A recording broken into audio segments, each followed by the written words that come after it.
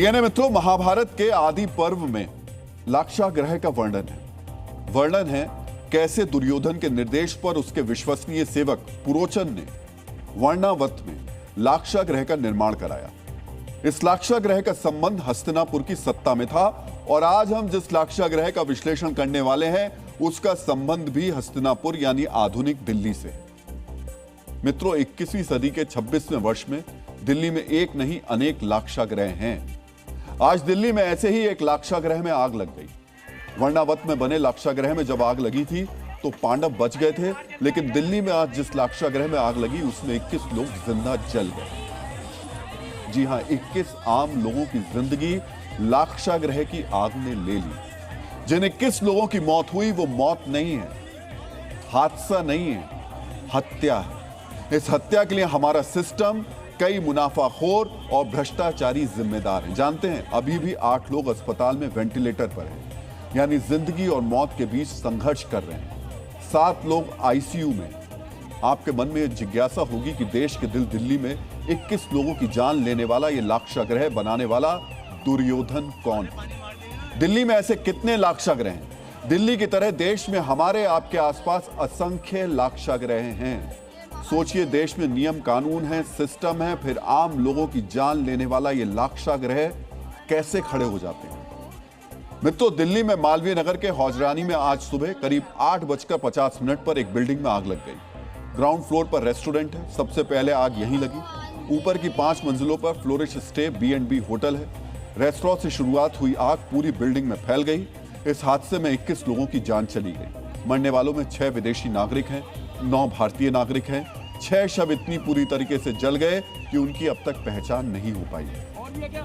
DNA मित्रों, इस hotel में आग लगने के बाद मंजर कितना भयानक था, अब आपको तस्वीरों के जरिए समझना चाहिए। होटल के अंदर से काले धुएं का गुबार उठ रहा था। अंदर कई लोग फंसे हुए थे। आग की लपट से बचने के लिए कई लोग खिड़कियों के पास खड़े थे। इन लोगों की जान बचाने के लिए स्थानीय लोगों ने गली में गद्दे बिछाए थे। अब आप स्क्रीन पर देख सकते हैं कैसे एक व्यक्ति ने अपनी जान बचाने के लिए धधकती बिल्डिंग से छलांग लगा दी।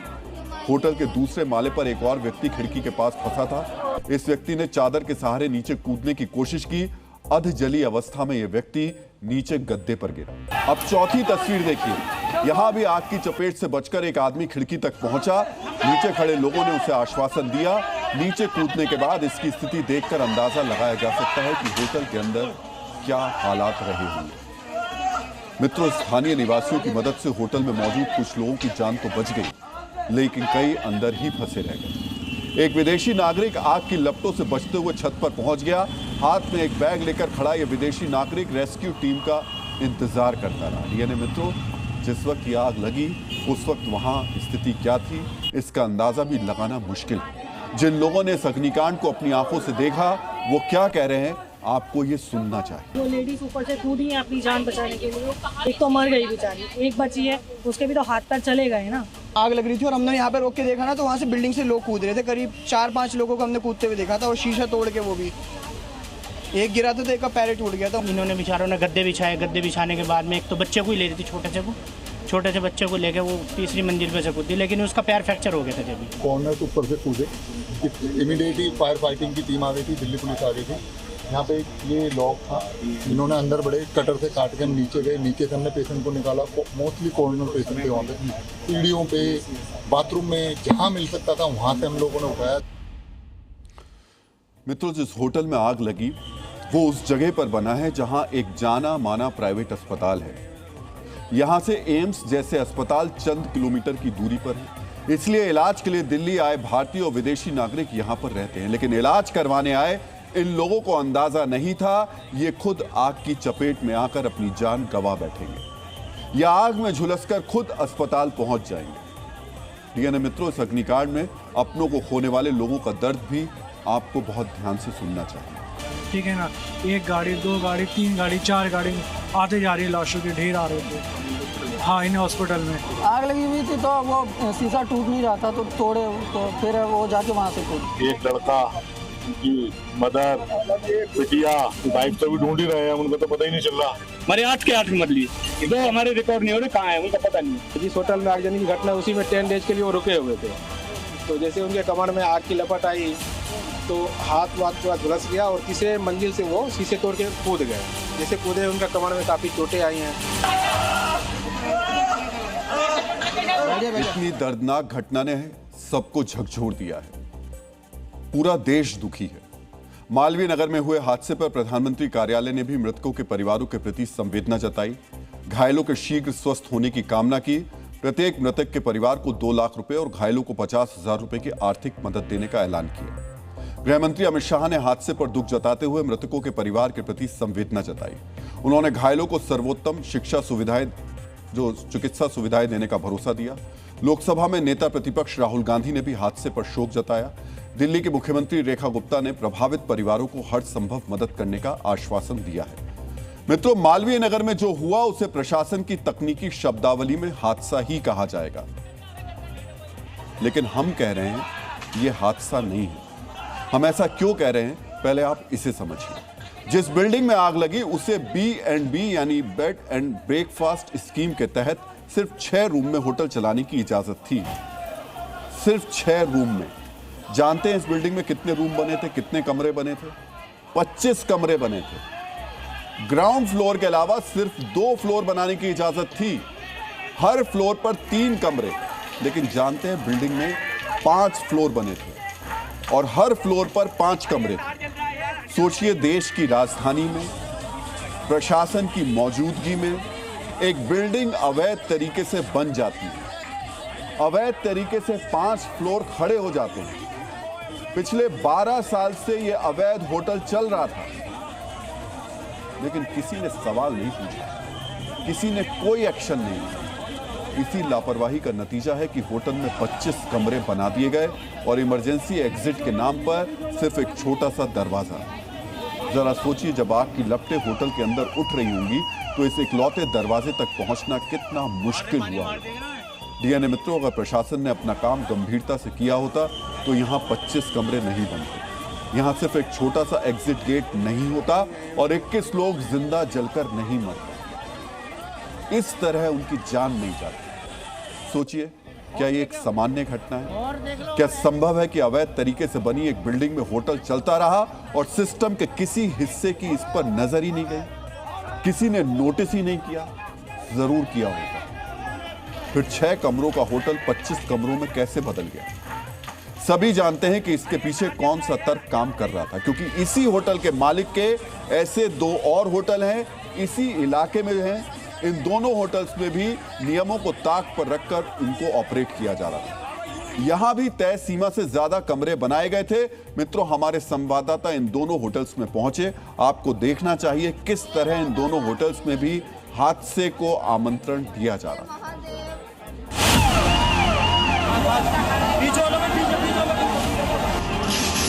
गुजरानी गांव में किस तरीके से नियम कायदों को ताक पर रखकर ऐसे होटल चलाए जा रहे हैं, उसकी वानगी आप इस तरीके से समझ सकते हैं कि ये फ्लोरिश इन भी उसी शख्स का होटल है जो अग्निकांड जो हुआ है उसके जो मालिक हैं उसका ही एक होटल है।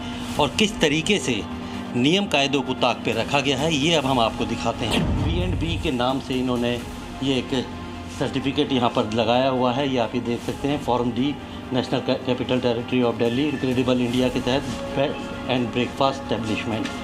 इसको बाकायदा जो नोटिफिकेशन है उसके हिसाब से सिर्फ 1 से 6 कमरे होने चाहिए। जो बिल्डिंग है इसमें कुल 18 कमरे हैं। तय सीमा सिर्फ 6 है, लेकिन 18 कमरे इस बिल्डिंग में हैं। सर, कई बार हमने शिकायत करी है, कोई सुनवाई नहीं होती। हाई कोर्ट जाना पड़ता है हर चीज़ के लिए। ये हाई कोर्ट के ऑर्डर को उनका इम्प्लीमेंट पूरा नहीं करते MCD, हाई कोर्ट को ही गुमराह कर रही है। ये देखो, अभी लेटेस्ट रिपोर्ट दाखिल करी है MCD ने अपनी, ये देखो 9 पेज की रिपोर्ट है। ये बिल्डिंग पूरी सील्ड है, डेमोलेशन दिखा रखी है और आपके सामने पूरी बिल्डिंग खड़ी हुई है। यहाँ पर ये बेसमेंट के अंदर आप ये देखिए छोटे छोटे कमरे बना रखे हैं। ये बिल्कुल जो एक तरह से होटल की तरह रूम होते हैं। बाकायदा किचन भी है यहाँ पर। यहाँ पे गैस सिलेंडर भी था जिसे शायद यहाँ से हटा दिया गया है, क्योंकि आप ये देख सकते हैं ये यहाँ पर खुला हुआ है। ऊपर गीज़र है, ऊपर गीज़र है, इसके ऊपर ही कमरे बने हुए हैं पूरी बिल्डिंग में, और आप अंदाज़ा लगा सकते हैं किस हालत में है गीज़र भी, और ये कि कभी भी आग लगे। और नीचे प्लास्टिक है, गार्बेज है, कि अगर आग लगी, शॉर्ट सर्किट होता है तो आग कितनी तेज़ी से फैल सकती है। मित्रों, प्रसिद्ध अमेरिकी विचारक नॉम चॉम्स्की ने कहा है कि जब लाभ को मानव कल्याण से ऊपर रखा जाता है तो आम लोगों की कीमत पर शक्तिशाली वर्ग लाभ उठाता है। जानते हैं आम आदमी की जान की कीमत पर लाभ उठाने वाले इस शक्तिशाली वर्ग में वो भ्रष्ट लोग भी शामिल हैं जो सिस्टम को अपने फायदे के लिए इस्तेमाल करते हैं। इन्हीं लोगों की भ्रष्टाचार में डूबी लापरवाही के कारण 21 लोगों की जान गई। आज ये जानना जरूरी है कि मालवीय नगर में 21 लोगों को जिंदा जला देने वाले पाप में सिस्टम का कौन कौन सा पुर्जा शामिल है। मित्रों, बहुत ध्यान से देखिए और समझिए। दिल्ली में अवैध निर्माण के खिलाफ कार्रवाई करने की जिम्मेदारी दिल्ली नगर निगम यानी एमसीडी की होती है। मालवीय नगर में 3 फ्लोर की मंजूरी पर 5 फ्लोर बना दिए गए, लेकिन एमसीडी बिल्डिंग डिपार्टमेंट के अधिकारियों ने आंखें बंद कर ली। क्यों आंखें बंद कर ली होगी, ये हम सभी जानते हैं। इस अपराधी लापरवाही में शामिल है दिल्ली पुलिस के वो स्थानीय अधिकारी जिनके अधिकार में मालवीय नगर का ये इलाका आता है। कानून व्यवस्था और अवैध निर्माण को रोकना इनकी जिम्मेदारी थी, लेकिन इन्होंने अपनी जिम्मेदारी पूरी नहीं की। क्यों नहीं की, आप भी अच्छी तरह जानते हैं। दिल्ली का पर्यटन विभाग भी जानलेवा हादसे का दोषी है, क्योंकि इसे ही देखना था कि होटल में दी गई मंजूरी के मुताबिक वो बना है और चल रहा है या फिर नहीं चल रहा है। अगर इस विभाग के अधिकारियों ने सही जांच की होती तो पता चल जाता कि मंजूरी से ज्यादा कमरे बनाए गए थे। हो सकता है जांच हुई हो, लेकिन जांच करने वाले ने अवैध निर्माण पर लापरवाही को लेकर के अपनी आंखें बंद कर ली। आप समझ सकते हैं क्यों आंख बंद की गई होगी। इसमें जलने वाले हादसे के लिए जिम्मेदार हैं दिल्ली जल बोर्ड के अधिकारी। जो लोग जले हैं उनके लिए, क्योंकि बिल्डिंग में वाटर कनेक्शन जल बोर्ड ने दिया। सोचिए अगर जल बोर्ड ने ही बता दिया होता कि मंजूरी से ज्यादा क्षमता का वाटर कनेक्शन लिया गया है, तभी इस अवैध निर्माण और जानलेवा बिल्डिंग पर एक्शन हो सकता था। बिल्डिंग में बिजली कनेक्शन देने वाली कंपनी BSES भी इस जानलेवा हादसे के लिए जिम्मेदार है, क्योंकि पर्यटन विभाग की मंजूरी के मुताबिक बिल्डिंग में तय सीमा का ही कनेक्शन देना था। फ्लोर बढ़े, कमरे बढ़े तो बिजली कनेक्शन का लोड भी बढ़ा, लेकिन BSES ने इसकी अनदेखी कर दी। इन्हें सिर्फ अपनी कमाई से मतलब था। होटल चलाने की मंजूरी की शर्तों के मुताबिक बिल्डिंग के लिए फायर NOC लेना जरूरी था। दिल्ली फायर सर्विस ने इसे चेक करना जरूरी नहीं समझा। क्यों नहीं समझा? आप समझदार हैं, हम इस पर चर्चा नहीं करेंगे। दिल्ली में नियमों की धज्जियां उड़ाई गई, अवैध निर्माण हुआ। सभी नियमों को ताक पर रखकर 2 साल से होटल चल रहा था, लेकिन जनता के टैक्स के पैसे से सैलरी लेने वाले सारे जिम्मेदार अधिकारी, सभी जिम्मेदार विभाग मौन थे। 21 लोगों के जिंदा जलने के बाद जब सवाल उठने लगे तो एक्शन वाला ड्रामा शुरू हो गया। सबसे पहले BSES की टीम मालवीय नगर पहुंची। इन्होंने पहले कभी अवैध होटल के बिजली कनेक्शन की जांच नहीं की, हादसे के बाद जांच शुरू कर दी। चंद घंटों में 20 से ज्यादा अवैध होटल्स पर कार्रवाई हो गई। सोचिए आज एक्शन में कितनी तीव्रता थी। अगले 2-3 दिन यही तीव्रता रहेगी और फिर सब कुछ पहले की तरह सामान्य हो जाएगा। काश इन्होंने ऐसी तेजी पहले दिखाई होती। SDM और उनकी टीम भी जमीन पर उतर आई। 1-2 नहीं, 17 अधिकारी मौके पर पहुंच गए। 3-3 अधिकारियों की टीम बना दी गई। गली गली घूमकर अवैध होटल्स पर कार्रवाई शुरू हो गई। मित्रों, इस एक्शन पर हमारी ये वीडियो रिपोर्ट आज आपको बहुत ध्यान से देखनी चाहिए।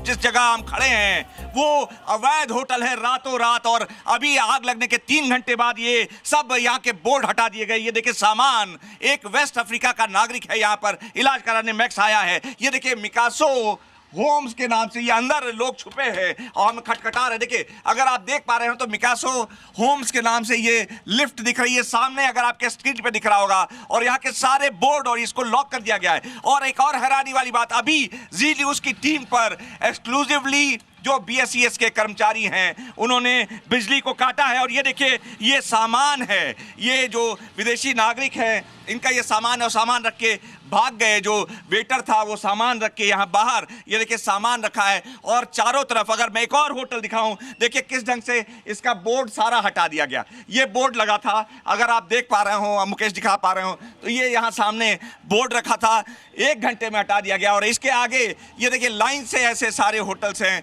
जिनको अभी इस घटना के बाद अचानक बंद किया गया है। मित्रों, सवाल यह है कि प्रशासन का एक्शन पहले क्यों नहीं हुआ? प्रशासन पहले क्यों नहीं जागा? अगर पहले एक्शन हुआ होता तो आज 21 लोग जिंदा होते, लेकिन ऐसा हुआ नहीं। क्यों? क्योंकि सिस्टम के हर जिम्मेदार अधिकारी की आंख बंद थी। अब बंद थी या जानबूझकर बंद कर रखी थी? आप यकीन करेंगे, उस गली में न जाने ऐसे कितने लाक्षागृह अभी भी मौजूद हैं। मालवीय नगर की उस गली से अब इस रिपोर्ट को देख लीजिए।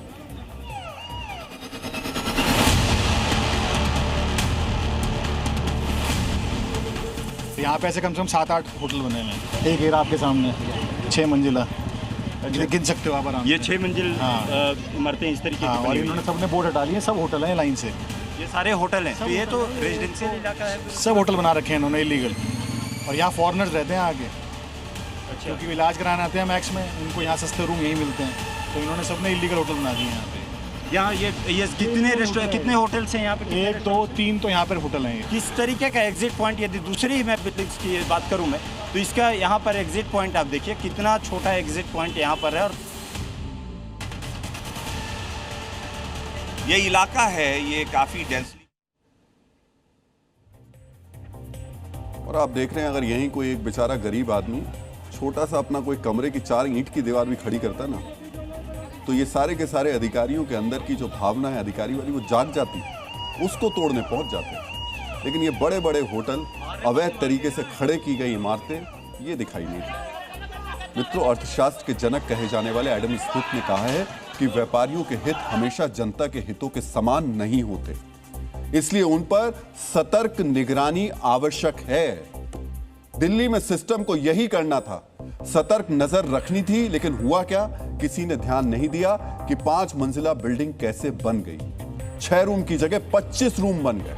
सिस्टम के हर पुर्जे की आंखों पर पर्दा पड़ा रहा, और यह पर्दा बहुत ही कीमती पर्दा रहा होगा। सोचिए, जब 21 लोग जिंदा जल गए, जब 15 से ज्यादा लोग अस्पताल पहुंच गए, तब प्रशासन जागा, और अब एक्शन के नाम पर जो हो रहा है वो देख लीजिए।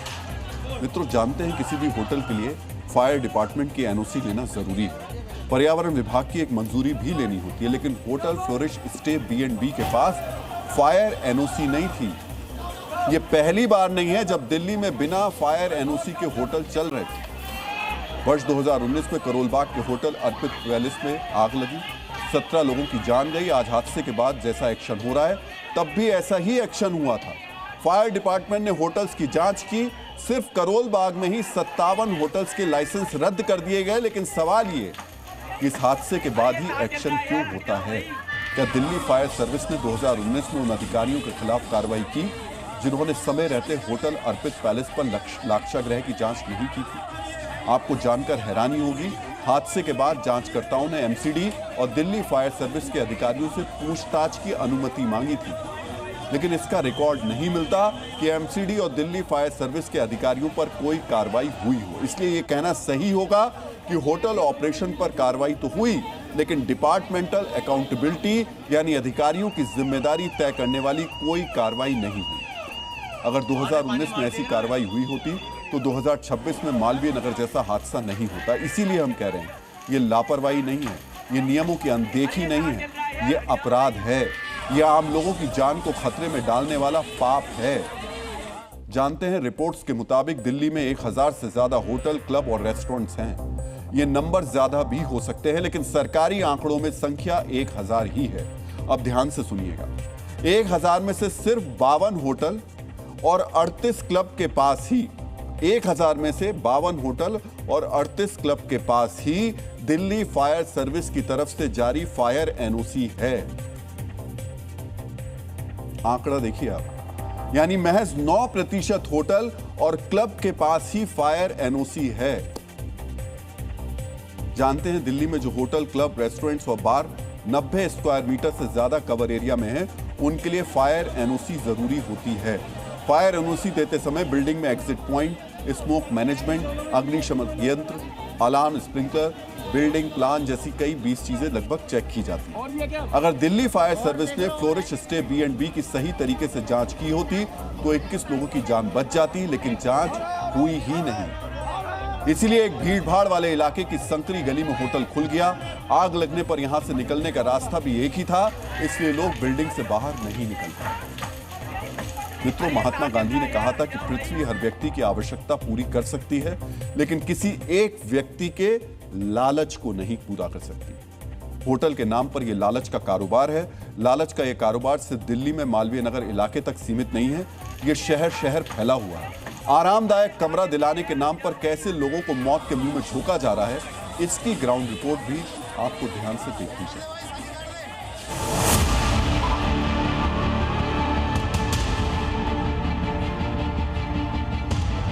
मैं इस वक्त नई दिल्ली रेलवे स्टेशन के ठीक सामने ये पहाड़गंज का इलाका है, जहां सबसे ज्यादा टूरिस्ट जो बाहर से आते हैं वो यहाँ ठहरते हैं, क्योंकि स्टेशन के पास में होटल है। आइए हम इन होटलों में चल करके अभी पूरी पड़ताल करेंगे। फायर फिटनेस का एनओसी है।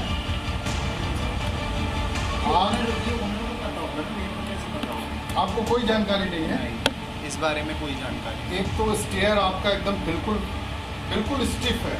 ओके। और ऊपर से फायर फिटनेस सर्टिफिकेट आपको है कि नहीं है, जानकारी नहीं है? नहीं, मेरे को कोई जानकारी नहीं। होटल की व्यवस्था आप देख रहे हैं किस तरीके से। ये स्टेयर इतना स्टिफ है और कोई फायर फिटनेस नहीं है। मैनेजर हैं, सामने बता रहे हैं ये सब कुछ मालिक का है। और ये शर्मा गेस्ट हाउस है। पड़ताल किया हमने, ये सोना इंटरनेशनल होटल है, गेस्ट हाउस है।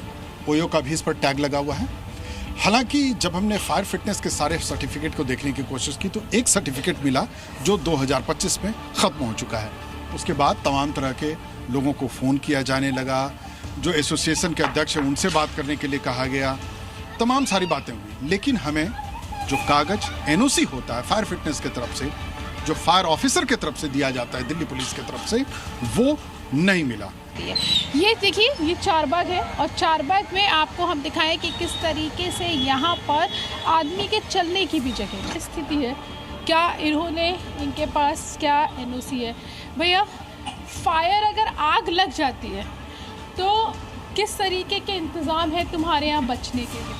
अब ये भैया तो है नहीं, उनको साफ एनओसी है फायर की? अब ये तो सब वही बताएंगे भैया। लेकिन आप लोग यहाँ काम करते तो इतना तो पता होगा। हम तो अभी नए आए हैं। नए आए हो? रुकने के लिए कितने कमरे हैं? देखना पड़ेगा, फिर बताएंगे। नए आए हो? सब लोग नए हैं? अरे कितने कमरे हैं? हम नए हैं। आज दिल्ली में हादसा हुआ है, कल यूपी, बिहार या देश के किसी दूसरे राज्य के किसी शहर में हो सकता है। अंदाजा लगाना मुश्किल है कि देश में ऐसे कितने लाक्षागृह बने हुए हैं, लेकिन सवाल ये क्यों बने हुए हैं? क्योंकि प्रशासन ने, जिम्मेदार अधिकारियों ने आंखें मूंद ली हैं। वो खुद 5 स्टार 7 स्टार होटल्स में रहते हैं। उन होटल्स में हर सुविधा, सुरक्षा के हर इंतजाम होते हैं, लेकिन आम आदमी जो ऐसे बजट होटल्स में रुकता है, रहता है, क्या उसकी नियति में हादसे का शिकार होना ही लिखा है? क्या उसकी जिंदगी की कोई कीमत नहीं है? मित्रों, आज हम सिर्फ इतना कहेंगे कि नियमों का पालन होना चाहिए, क्योंकि ये पूरा सिस्टम उसी आम भारतीय नागरिक के लिए बना है जिसकी अनदेखी हो रही है। और ये बात तो सिर्फ होटल्स की हो रही है। आप दिल्ली एनसीआर में चले जाइए, जो हाई राइज बिल्डिंग्स खड़ी हुई हैं, जहां हजारों की संख्या में लोग रह रहे हैं, फायर एनओसी उनके पास भी नहीं है। आए दिन लिफ्ट्स की समस्या में लोग फंस जाते हैं, बुजुर्ग फंसते हैं, बच्चे फंसते हैं, बिना एनओसी के वो लिफ्ट चल रही हैं और हम हादसों का इंतजार कर रहे हैं। होगा हादसा, प्रशासन वही दौड़ता भागता हुआ अपनी तस्वीरें दिखाएगा, हम उसको कैप्चर करेंगे और आपके सामने लेकर आ जाएंगे। एक दिन की खबर रहेगी और अगले दिन फिर वही पूरा का पूरा सिस्टम उसी तरीके से महंगे कीमती पर्दे अपनी आंखों पर डाल करके सो जाएगा। तो राजनीति में बदलते रिश्तों को लेकर एक कवि ने लिखा है, सत्ता जब ऊंची थी, भीड़ लगी थी द्वार पर, फिर एक दिन कुर्सी खाली हुई, महल सुनसान हुआ, अब वही भीड़ गायब, वही साथी अनजान हुआ। सत्ता की कुर्सी पर लिखे इस व्यंग्य की याद आने की वजह है ममता बनर्जी और उनकी पार्टी टीएमसी। जिस टीएमसी को ममता बनर्जी ने खड़ा किया था, आज उसी पार्टी का एक बड़ा हिस्सा ममता बनर्जी से दूर हो गया और दीदी को बड़ा सियासी झटका दे गया। टीएमसी के 80 में से बागी 58 विधायकों ने ऋतुव्रत बनर्जी को अपना नेता चुन लिया। ऋतुव्रत का दावा है कि 2 और विधायक भी उनके संपर्क में हैं, यानी ये संख्या 60 तक जा सकती है।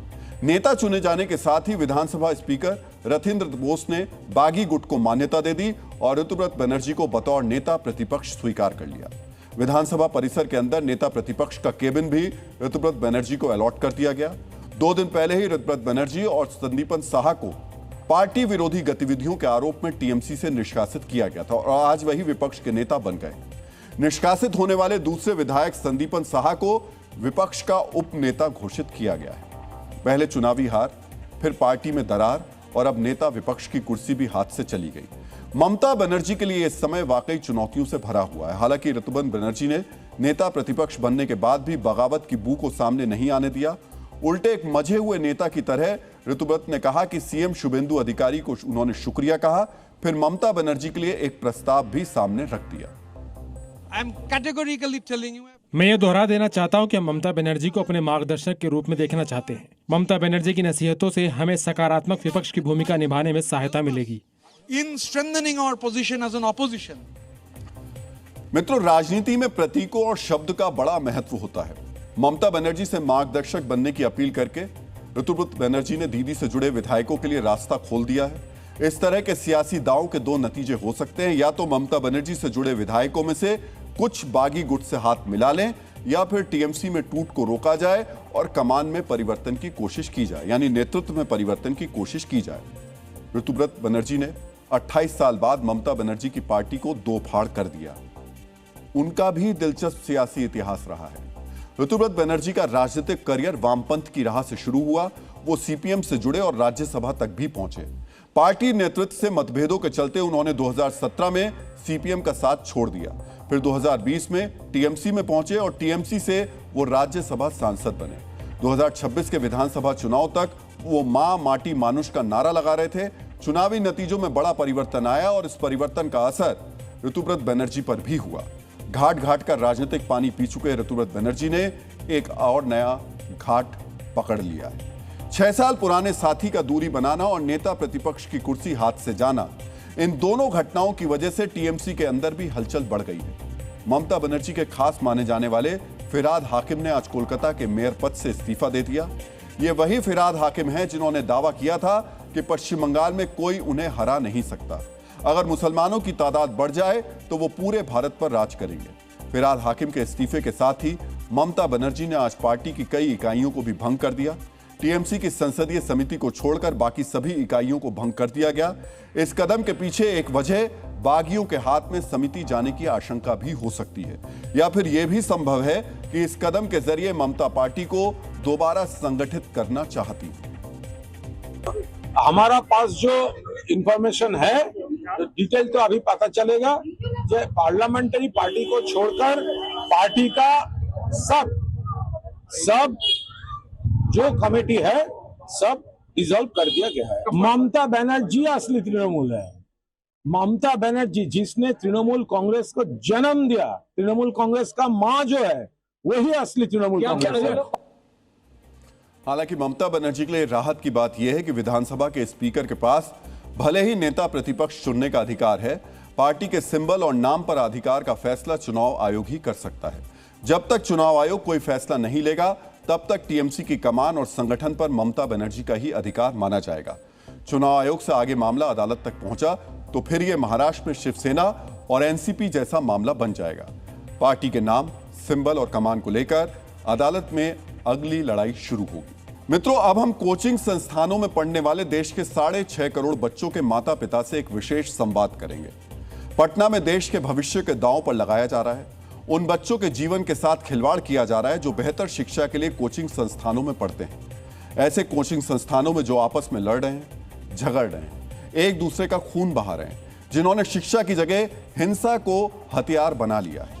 और इसकी शुरुआत हम इन 2 तस्वीरों के साथ करेंगे। मित्रों, ये तस्वीरें कोचिंग वॉर की हैं। कल रात पटना में फैजल खान के कोचिंग सेंटर पर हमला हुआ। आप लोग जिन्हें खान सर के नाम से जानते हैं, उनका पूरा नाम फैजल खान है। उन्होंने आरोप लगाया कि उनके कोचिंग सेंटर पर ज्ञान बिंदु नाम के कोचिंग सेंटर की ओर से हमला किया गया। पहले Khan global studies coaching centre के गार्ड को पीटा गया, फिर कुछ लोगों ने उनके कोचिंग सेंटर पर पत्थरों से हमला कर दिया। इस हमले में गार्ड घायल है। मित्रों, इस कोचिंग वॉर में पत्थरबाजी हुई, खून बहा, गिरफ्तारियां हुई। सोचिए, जिन संस्थानों में कलम, किताब और ज्ञान की बात होनी चाहिए, वहां पत्थर चल रहे हैं। यह कितना भयानक है। जिन्हें बच्चों को शिक्षित करना चाहिए, जिन्हें बच्चों को अहिंसा का पाठ पढ़ाना चाहिए, वो खुद हिंसा कर रहे हैं। जिन्हें बच्चों के भविष्य निर्माण पर ध्यान देना चाहिए, वो उन्हीं बच्चों के जीवन को दांव पर लगा रहे हैं। मित्रों, डॉक्टर एपीजे अब्दुल कलाम ने कहा था कि शिक्षण एक महान पेशा है जो व्यक्ति के चरित्र, क्षमता और भविष्य का निर्माण करता है। लेकिन कुछ कोचिंग संस्थानों के शिक्षकों का ध्यान बच्चों को बेहतर नागरिक बनाने के बजाय भीड़ बनाने पर केंद्रित है। इसी मानसिकता के खिलाफ डीएनए में हमने सवाल उठाया तो कोचिंग चलाने वाले कुछ यूट्यूब शिक्षक आक्रोशित हो गए। मीडिया की सोशल मीडिया लिंचिंग कराई जाने लगी, हमारी भी लिंचिंग कराई जाने लगी। और मीडिया की वैचारिक लिंचिंग में फैजल खान भी वीडियो बनाकर अपना योगदान दे रहे थे। हमारे खिलाफ एक पूरी ट्रोल आर्मी लगा दी गई जो एक खास नंबर का प्रयोग कर रही थी, 157। आज हम ट्रोल आर्मी को 157 का मतलब भी समझाएंगे, लेकिन पहले कोचिंग वॉर की वीडियो रिपोर्ट देख लीजिए। ये पटना के उसी कदम कुआं के मुसल्लापुर इलाके का दृश्य है, जहां सड़क के एक तरफ फैजल खान का Khan global studies coaching centre है, जबकि दूसरी तरफ रोशन आनंद का ज्ञान बिंदु कोचिंग सेंटर। हाथ में बोतल लिए जो शख्स दिख रहा है, वो Khan global studies coaching centre का गार्ड है। तभी ज्ञान बिंदु कोचिंग सेंटर का गार्ड आया, वो उसे खींचकर वहां से बाहर ले गया। दोनों में बहस हुई और मारपीट शुरू हो गई। कुछ लोग वहां पहले से मौजूद थे, उन्होंने Khan global studies coaching centre के गार्ड की पिटाई कर दी।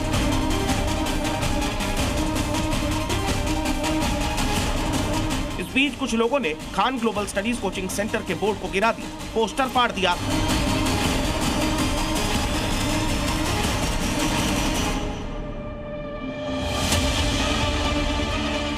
तभी कुछ लोगों ने पत्थरबाजी शुरू कर दी। Khan global studies coaching centre पर पत्थर फेंकने शुरू कर दिए। ज्ञान बिंदु कोचिंग सेंटर के गार्ड ने भी पत्थरबाजी की। काफी देर तक तोड़फोड़ और पत्थरबाजी हुई। इस मारपीट में खान जीएस सेंटर के गार्ड घायल हो गए। जब इस पत्थरबाजी की खबर फैजल खान को मिली तो वो अपने कोचिंग सेंटर पहुंचे। वहां उन्होंने पत्थरबाजी के निशान देखे। जब मीडिया ने उनसे सवाल किए तो उन्होंने दावा किया कि उनके कोचिंग सेंटर पर कई राउंड फायरिंग भी हुई। सबसे पहले हम आपको फैजल खान का प्रत्यक्षदर्शी दावा सुनाते हैं। आइए सुनाते हैं कि उन्होंने अपने कोचिंग सेंटर पर हुई कथित फायरिंग को लेकर क्या कहा। पूरी तरह से इतनी गोली चलाने लगे, 10 मिनट में ऐसा लगा कि जैसे अफरा तफरी होकर रख दिया। यहाँ पर 8-10 राउंड तो हम देखे हैं। यहाँ पे सुना आपने, शिक्षक फैजल खान कह रहे हैं कि उन्होंने अपनी आंखों से फायरिंग होते हुए देखी। यही बात उन्होंने पुलिस को भी बताई। पुलिस ने जब उनसे उनके कोचिंग सेंटर के बाहर की सीसीटीवी फुटेज मांगी तो उन्होंने उसे देने से इनकार कर दिया। फैजल खान ने कहा कि कैमरा खराब है। पुलिस ने गली में लगे दूसरे सीसीटीवी कैमरों की फुटेज देखी जिसमें सिर्फ पत्थरबाजी होती हुई दिखाई दी। उसमें कहीं भी कोई फायरिंग करता हुआ नहीं दिखाई दिया। पुलिस ने फैजल खान के फायरिंग संबंधी दावे को खारिज कर दिया। जब सुबह हुई तो फैजल खान को लगा कि वो शायद हमेशा की तरह कुछ ज्यादा बोल गए थे। हमले को लेकर उन्होंने अतिरिक्त जानकारी दे दी थी, इसीलिए सुबह उन्होंने कहा कि पुलिस जांच के बाद ही उन्हें पता चलेगा कि असलियत क्या है। अब हम आपको सुनाते हैं रात में फायरिंग को लेकर बड़े बड़े दावे करने वाले फैजल खान सुबह अपने ही दावों से कैसे पलट गए। क्या गोली चली थी? यहाँ पे अभी पुलिस की जांच अभी हो रही है। जैसे पुलिस की जांच आएगी हम लोग को भी पता चलेगा। हम लोग यहाँ कोई लड़ाई झगड़े के लिए तैयार होकर नहीं बैठता है कि क्या हुआ क्या नहीं। गार्ड को इतना चोट लगा है कि अभी वो कुछ बताने की स्थिति में नहीं है। जैसे हम लोग के पास आएगा एग्जैक्ट चीजें बताने लगेंगे। हम लोग को भी आइडिया नहीं रहता क्योंकि विद्यार्थी का एरिया है। यहाँ कई बार ऐसा होते रहता है, कभी क्रिकेट हुआ तो होते रहता है। तो ये भी सुना आपने, फैजल खान साहब ने रात में अपनी आंखों से फायरिंग होते हुए देखने का दावा किया। उन्होंने कहा कि उनके सामने 1-2 नहीं बल्कि 8-10 राउंड फायरिंग हुई। लेकिन सुबह होते होते वो कहने लगे कि उन्हें भी पुलिस जांच के बाद ही सच्चाई पता चलेगी या फिर गार्ड के ठीक होने पर वही सच बताएगा। मित्रों, फैजल खान की कोचिंग पर हमला चाहे पत्थरों से हुआ हो या गोली चली हो, जो भी हुआ हो, वो नहीं होना चाहिए था। वो निंदनीय है, खतरनाक है। जिसने भी ये किया उसके खिलाफ सख्त कार्रवाई होनी चाहिए। लेकिन विद्वान फैजल खान जब खुद अपनी आंखों से फायरिंग देखने का दावा कर रहे थे, तब उन्हें भी याद रखना चाहिए था कि वो एक शिक्षक हैं। मित्रों, सर्वपल्ली राधाकृष्णन ने कहा है कि शिक्षक वो नहीं जो केवल तथ्यों को पढ़ाए, बल्कि वो है जो सत्य की खोज के लिए प्रेरित करे। लेकिन इस हमले के बाद शिक्षक फैजल खान के तथ्य और सत्य दोनों संदिग्ध हैं, जो नहीं होना चाहिए। वैसे होना तो यह भी नहीं चाहिए कि जहां विद्या की बात होती हो, जहां शिक्षा दी जाती हो, वहां पत्थर चले, गोलीबारी की बात हो या फिर राइफल लेकर गार्ड घूमते नजर आए। सोचिए, एक शिक्षक का क्या काम है? पढ़ाना, बच्चों को ज्ञान देना। लेकिन कोचिंग सेंटर के बाहर बंदूकधारी गार्ड रखे जा रहे हैं, तोड़फोड़ हो रही है। इसकी जरूरत क्या है? अगर यही पत्थरबाजी दिन में होती और किसी छात्र को पत्थर लग जाता तो क्या होता? क्या आप अपने बच्चों को ऐसे कोचिंग संस्थानों में इसलिए पढ़ने भेजते हैं कि वो लहूलुहान होकर लौटे? कुछ भी हो सकता था, क्योंकि इस मामले में कोई भी पक्ष पीछे नहीं है। मित्रों, जब फैजल खान ने ज्ञान बिंदु कोचिंग संस्थान पर फायरिंग का आरोप लगाया तो ज्ञान बिंदु कोचिंग संस्थान की ओर से भी एक वीडियो जारी किया गया, जिसमें फैजल खान के संस्थान का एक गार्ड बंदूक लेकर जाता हुआ दिखाई दे रहा है और दूसरा गार्ड ज्ञान बिंदु कोचिंग सेंटर की छत पर चढ़ता हुआ नजर आ रहा है। सोचिए, 48 घंटे पहले ही हमने कोचिंग सेंटर चलाने वाले कुछ शिक्षकों की नीयत और निष्ठा पर सवाल उठाए थे। कुछ की, सबकी नहीं। जब हमने उनकी सच्चाई दिखाई तो वो इतने आहत हो गए कि सोशल मीडिया पर नाम लेकर मेन स्ट्रीम मीडिया की लिंचिंग शुरू कर दी। अब आप देख लीजिए पटना में क्या हो रहा है। कोचिंग चलाने वाले शिक्षक एक दूसरे से लड़ रहे हैं। फैजल खान ने ज्ञान बिंदु कोचिंग सेंटर के डायरेक्टर रोशन आनंद के खिलाफ मामला दर्ज करवाया है। पुलिस ने उन्हें गिरफ्तार कर लिया है। अब हम आपको सुनाते हैं रोशन आनंद क्या कह रहे हैं। बिहार पुलिस में जो शानदार रिजल्ट हुआ है उसी का साजिश से हमको फंसाया जा रहा है। किसान कोल्ड स्टोर के मालिक और खान सर जो है दोनों मिल करके जो है ज्ञान बिंदु को बर्बाद करने का पूरा प्रयास कर रहा है। लेकिन सत्यमेव जयते, हमेशा सत्य की जीत। मित्रों, ये पूरी लड़ाई छात्रों की भीड़ इकट्ठा करने की है। किसके कोचिंग सेंटर में कितनी भीड़ होती है, असल झगड़ा इसी बात का है। फैजल खान और रोशन आनंद के बीच ये विवाद आज का नहीं है। जब से मुसहलपुर में फैजल खान ने कोचिंग सेंटर खोला तब से यह संघर्ष चलता आ रहा है। 2019 में इसी जगह पर बमबाजी हुई थी। तब भी दोनों पक्षों की ओर से मामले दर्ज करवाए गए थे, लेकिन पुलिस ने कोई ठोस कार्रवाई नहीं की। इस साल भी सरस्वती पूजा के दिन बम फटने की खबर आई, तब भी दोनों पक्षों ने एक दूसरे पर आरोप प्रत्यारोप लगाए थे। बात आई गई हो गई। लेकिन सोचिए, इस कोचिंग वॉर में अगर बम चल जाता, किसी छात्र की जान चली जाती तो क्या होता? क्या कोई इसकी जिम्मेदारी लेता? लिख कर ले लीजिए। तब भी दोनों पक्ष एक दूसरे पर आरोप लगाते रहते और एक दूसरे को जिम्मेदार ठहराते रहते। मित्रों, इसी वजह से हमने कोचिंग सेंटर चलाने वाले कुछ शिक्षकों पर सवाल उठाए थे और आज भी हम ऐसे कोचिंग संचालकों पर प्रश्न उठा रहे हैं जो शिक्षा की जगह हिंसा का पाठ पढ़ाते हैं, हिंसा को प्रैक्टिकल करके दिखाते हैं, जो बच्चों को मीडिया के खिलाफ विद्रोह करने के लिए भड़काते हैं, जो टीवी एंकर्स को मारने के लिए उकसाते हैं, जो छात्रों का इस्तेमाल सोशल मीडिया पर एंकर्स की लिंचिंग करने के लिए करते हैं। मित्रों, कल रात हमले के बाद फैजल खान ने दो बातें और कही थी। पहली कि असामाजिक तत्वों ने हमला किया और दूसरी की फीस कम होने की वजह से हमला किया गया। हम आपको सुनाते हैं उन्होंने क्या कहा। सस्ते फीस में क्यों पढ़ा रहे हो कि इतना रिजल्ट हो जाएगा? मेन यही है कि इतने कम फी में इतना लोगों को ना पढ़ाया जाए। तो और प्रशासन से भी कहते हैं सिक्योरिटी ध्यान में रखा जाए, क्योंकि गरीब को भी पढ़ने का अधिकार है। हजारों की संख्या में जब रिजल्ट हो जाता है तो थोड़ा इस तरह से असामाजिक तत्व जो होते हैं वो अपना सोचते हैं कि दबा दिया जाए। सुना आपने? क्या फैजल खान के कहने का मतलब यह है कि ज्ञान बिंदु कोचिंग से जुड़े रोशन आनंद और कोचिंग सेंटर चलाने वाले कई शिक्षक असामाजिक हैं? यदि फैजल खान का यही आरोप है तो उन्हें इस विषय पर भी एक वीडियो बनाना चाहिए। जो फैजल खान बच्चों को पढ़ाने के समय पढ़ाई लिखाई छोड़कर पत्रकारों पर अमर्यादित टिप्पणियां करते हैं, जो बच्चों के सामने मुख्यधारा की मीडिया का मजाक उड़ाते हैं, क्या वो रोशन आनंद के खिलाफ भी वीडियो बनाएंगे? वैसे वो बनाएंगे, क्योंकि उन दोनों की आपस की पुरानी दुश्मनी भी है। दुनिया भर के विषयों पर ज्ञान देने वाले फैजल खान को आज कोचिंग वॉर पर एक विशेष वीडियो बनाना चाहिए। हम उनसे आग्रह करते हैं कि आज भी वो एक वीडियो बनाएं और तय करें कि कौन सही है और कौन गलत है, क्योंकि आपने स्वयं कहा कि अराजक तत्वों ने हमला किया और इस हमले का मामला दूसरे कोचिंग संचालक रोशन आनंद के खिलाफ दर्ज कराया गया है।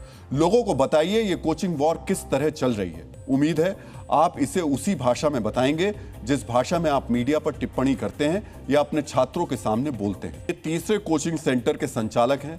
इन्हें 2007 में तत्कालीन राष्ट्रपति डॉक्टर एपीजे अब्दुल कलाम ने गुरु की उपाधि दी थी। हमने आज फैजल खान से भी बात करने की कोशिश की। उनको लेकर जो नए दावे किए जा रहे हैं, जो दूसरा पक्ष है, उस पर हम उनकी राय जानना चाहते थे। हमारे संवाददाता उनके कोचिंग सेंटर तक पहुंचे, लेकिन उन्होंने बात नहीं की। हम आए थे अभी यहाँ पर, जो फैजल खान हैं, जो खान ग्लोबल स्टूडियो के यहाँ पर डायरेक्टर हैं, उनसे बात कर ले। लेकिन अभी सारा इंस्टीट्यूट बंद है, यहाँ अभी कोई है नहीं। मैंने फ़ोन भी किया है लेकिन कोई फ़ोन पिक नहीं कर रहे हैं। कैमरामैन शाहनवाज के साथ प्रशांत झा, जी मीडिया, पटना। डीएनए मित्रों, फैजल खान की पहचान यही है कि वो बहुत कम फीस में बच्चों को पढ़ाते हैं। ये बात वो स्वयं भी कहते हैं और उनके छात्र भी यही कहते हैं। हमले के बाद जब हमारे संवाददाता वहां पहुंचे तो छात्रों ने क्या कहा, वो अब हम आपको सुनाते हैं। कल की घटना पे बात करें तो बहुत निंदनीय घटना है। ऐसी घटना नहीं होनी चाहिए थी। दोनों टीचर अच्छे हैं लेकिन आपस में लड़ते हैं, वो गलत बात है। कल जो घटना हुई ना, ये अभी जो भी चल रहा है, ये हम लोगों के लिए काफ़ी शर्म की बात है। क्योंकि शिक्षा कहावत है, विद्या जनार्दन बिना मिलता। और हमारे यहाँ जो है ना, पहले बच्चे लड़ते थे सुनने में आता था, आज तो शिक्षक ही अपने में लड़ रहे हैं। पढ़ने के लिए आए थे क्लास, लेकिन क्लास के बाहर पूरा भीड़ लगा हुआ है। बताइए, हम सबको एग्जाम है 26 जुलाई का, बीपीएससी का, पढ़ाई डिस्टर्ब चल रहा है। मास्टर ही अपने लड़ाई कर रहे हैं। बताइए, सही है? ये तो बहुत गलत है। बच्चा सब भ्रमित हो रहा है। देखिए सब बच्चा, कल जो भी हुआ बच्चों के हित में कहीं ना कहीं गलत ही हुआ। ऐसा नहीं होना चाहिए था। सुना आपने, छात्र भी ये मान रहे हैं कि इस कोचिंग वॉर में सबसे ज्यादा नुकसान उन्हीं का हो रहा है। लेकिन विवाद फीस को लेकर है, इसलिए आज आपको यह भी जानना चाहिए कि फैजल खान के संस्थान और उनके प्रतिद्वंदी संस्थान की फीस में कितना अंतर है। यूपीएससी बीपीएससी का 2 साल का ऑफलाइन पूरा कोर्स कराने के लिए ज्ञान बिंदु कोचिंग सेंटर 10,000 रुपए लेता है। ये राशि 2 किस्तों में ली जाती है, जबकि फैजल खान की कोचिंग की फीस 20,000 रुपए है और इसका भुगतान एक मुश्त वन टाइम पेमेंट करना होता है। यूपीएससी बीपीएससी का 2 साल का ऑनलाइन पूरा कोर्स कराने के लिए ज्ञान बिंदु कोचिंग सेंटर 4,999 रुपए लेता है, जबकि फैजल खान की कोचिंग में इसके लिए 15,000 रुपए शुल्क देना पड़ता है। दरोगा भर्ती की तैयारी के लिए दोनों संस्थान 1,000 रुपए फीस लेते हैं, लेकिन दोनों में अंतर यह है कि फैजल खान की कोचिंग में एक मुश्त भुगतान की व्यवस्था है, जबकि रोशन आनंद की कोचिंग में फीस 2 किस्तों में चुकाने का विकल्प उपलब्ध है। इससे इतना तो साफ है कि मशहूर शिक्षक फैजल खान की पढ़ाई की फीस उनके प्रतिद्वंदी की तुलना में ज्यादा है। हालांकि ये उनका निजी मामला है और ये वो खुद तय करेंगे कि उन्हें कितनी फीस लेनी है, नहीं लेनी है। इस पर किसी को कोई आपत्ति होनी भी नहीं चाहिए। लेकिन मित्रों, ये कोचिंग वॉर फीस से ज्यादा छात्रों की भीड़ बढ़ाने को लेकर है। हमारे संवाददाता फैजल खान के संस्थान पर हमला करने के आरोपों में घिरे ज्ञान बिंदु कोचिंग सेंटर पहुंचे। रोशन आनंद जेल में है, वहां उनके छात्र मिले। उन्होंने क्या कहा, अब वो सुनिए। हमारे संस्थान से रिजल्ट बहुत अधिक होते हैं, रियलिटी है। हम जब सम्मान समारोह किए, मेरा सम्मान समारोह चला है 18 घंटे, ठीक है, और उनका सम्मान समारोह चला है 8 घंटा। आप ही डिसाइड कीजिए कि किसके पास मेंबर अधिक है। केजीएस से ज़्यादा भीड़ ऑफलाइन में ज्ञान बिंदु में है सर। क्या कि देखिए, खान सर है ना, तो उनका बोलने का तरीका थोड़ा यूनिक है, ज़्यादा फेमस है, लेकिन ग्राउंड पे आप देखिएगा तो ऑफलाइन में ज़्यादा छात्र ज्ञान बिंदु का है। टीचरें नहीं रहेंगे तो हम लोग पढ़ेंगे क्या? सामने एग्जाम है, अगर कोई भी टीचर अगर गिरफ्तार कर ले रहा है तो बच्चे जो भी लोग यहाँ एडमिशन लिए तो पढ़ेंगे, जब तक पढ़ेंगे नहीं तो एग्जाम कैसे देंगे? झगड़े के पीछे ढेर सारे कारण है। जैसे रोशन सर के पास ऑफलाइन में ढेर सारे स्टूडेंट आ गए हैं। मैक्सिमम स्टूडेंट देख रहे हैं यहाँ पे अच्छा पढ़ाई हो रहा है, अच्छा से रोशन सर खुद से मेहनत कर रहे हैं, जिस कारण स्टूडेंट यहाँ बहुत सारे आ गए हैं। उससे भी हो सकते हैं। सुना आपने, जिन बच्चों को हम पढ़ने लिखने के लिए कोचिंग संस्थानों में भेज रहे हैं वो भी प्रतिद्वंदिता की बात कर रहे हैं। सोचिए, क्या हम बच्चों को कोचिंग में यही सीखने के लिए भेजते हैं? 48 घंटे पहले हमने आपको बताया और सुनाया था कैसे एक यूट्यूबर शिक्षक बच्चों को भड़काऊ पाठ पढ़ा रहे हैं। जब कक्षा में ऐसे ऐसे पाठ पढ़ाए जाएंगे, जब पढ़ाने के बजाय शिक्षक कोचिंग वॉर करेंगे, तो इसका बच्चों के दिमाग पर क्या असर पड़ेगा? हमने जब ये बताया तो मुख्यधारा की मीडिया की लिंचिंग शुरू हो गई। हम फिर से कह रहे हैं, जो हो रहा है वो बिल्कुल ठीक नहीं है। शिक्षा के मंदिर में ऐसी हिंसा की कोई जगह नहीं है। आप चाहें तो हमारी फिर से लिंचिंग कर सकते हैं। वैसे मैं ये कह रहा था कि लिंचिंग कर सकते हैं, और कुछ लोगों ने सोशल मीडिया पर मेरी लिंचिंग करनी फिर से शुरू कर दी है। मेरे को अपशब्द लिखने शुरू कर दिए हैं। पिछले 72 घंटे से जितनी भी अभद्र अमर्यादित भाषा का इस्तेमाल किया जा सकता है मेरे खिलाफ किया जा रहा है, पर वो शायद ये नहीं जानते कि मैंने सड़क पर रह करके पत्रकारिता की है, वर्षों तक की है, और इसलिए गाली और गोली इन दोनों से डरने वाला मैं नहीं हूं। पिछले 72 घंटे से ये लोग लगातार अशोभनीय टिप्पणियां करते चले जा रहे हैं, लगातार कटाक्ष कर रहे हैं। भारतीय मीडिया 157वें नंबर पर है ये बता रहे हैं। 157 स्थान की मीडिया, भारत की मीडिया को यह कहकर पत्रकारों पर असभ्यता के हथियार से प्रहार करने वालों को आज हम कुछ विशेष जानकारी भी देना चाहते हैं। आज हम उन्हें विस्तार से बताना चाहते हैं कि भारत की मीडिया 157वें स्थान पर क्यों है।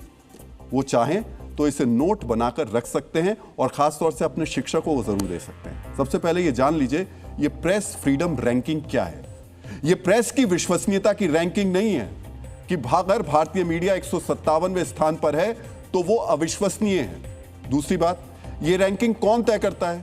ये रैंकिंग रिपोर्टर्स विदाउट बॉर्डर्स यानी RSF नाम का एक NGO तय करता है। और तीसरी बात, ये रैंकिंग भारत की जनता यानी आपसे पूछकर तय नहीं की जाती है, बल्कि विदेशों में बैठे प्रेस की स्वतंत्रता से जुड़े कुछ स्वयंभू विशेषज्ञ, पत्रकार, शोधकर्ता, शिक्षक और मानवाधिकार कार्यकर्ता मिलकर ये रैंकिंग तैयार करते हैं विदेशों में बैठ करके। और आप सोचिए, हम यही बात बताने में लगे हुए हैं कि देखिए भारतीय मीडिया 157वें नंबर पर, तो फिर ये ध्यान रखिए ये जो 157वें नंबर दिया है ना, ये विदेशों में बैठे लोगों ने दिया है, वहां जहां की मीडिया की हालत क्या है दुनिया जानती। सोचिए, सोमालिया की मीडिया को भारत की मीडिया से ऊपर रखा गया है, सीरिया की मीडिया को भारत की मीडिया से ऊपर रखा गया है। जहां आतंकवाद है, IS है, वहां की मीडिया को स्वतंत्र बताया जा रहा है। DNA में वाच का संदेश। जीवन की बड़ी सीख यह है कि जब दिमाग फायदे नुकसान गिन रहा हो तब एक बार दिल की भी सुन लीजिए, क्योंकि जिंदगी यादें बनाती है, बैलेंस शीट नहीं।